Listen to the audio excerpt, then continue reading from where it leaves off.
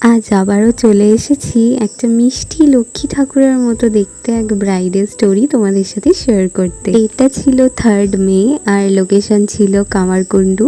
এই যে আমরা লোকেশনে পৌঁছেও গিয়েছিলাম আর ব্রাইডের বাড়ি থেকেই আমাদের রিসিভ করতে চলে এসেছিল।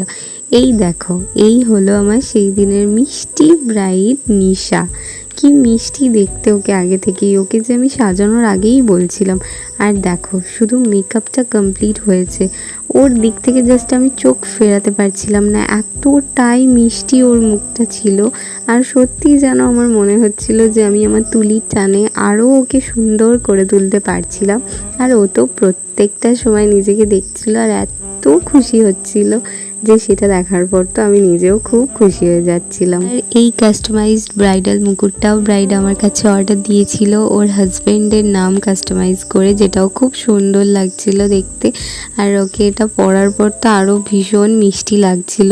তোমাদের ঠিক কতটা মিষ্টি ওকে লাগছে এটা কিন্তু কমেন্ট করে অবশ্যই জানাতে হবে।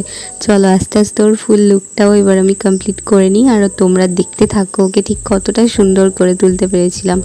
খুব সিম্পল সোবার একটা লুক আমি ওকে দিয়েছিলাম, যেমনটাও চেয়েছিল। খুব বেশি জুয়েলারিও ক্যারি করতে চায়নি, মেকআপটাও যেন হেভি না হয়। কলকাটাও চেয়েছিল খুব নর্মাল হবে, শুধু চেয়েছিল মিষ্টি গাল কলকা, আর সাথে আই মেকআপটা যেন খুব সুন্দর হয়। তো আমি সেরকমই করে দিয়েছিলাম, একদম টানা টানা চোখ, যেমনটা ওর পছন্দ ছিল। আর সাথে ওর এই এক্সপ্রেশনগুলোও তো ছিল ভীষণ সুন্দর। চলো এবার ওর থেকে জেনে নেওয়া যাক ওর কেমন লেগেছিল। বলো কেমন লাগলো আমার কাছে সেজে?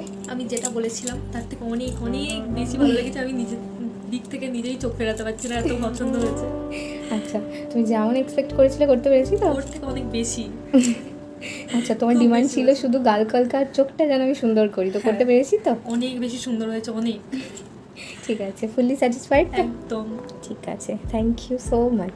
নিশার এই মেকওভারটা কতটা পছন্দ হয়েছিল সেটা তো তোমরা শুনলেই ওর মুখে। শুধু ওর না, ওর বাড়ির প্রত্যেকে প্রচুর প্রশংসা করেছিল।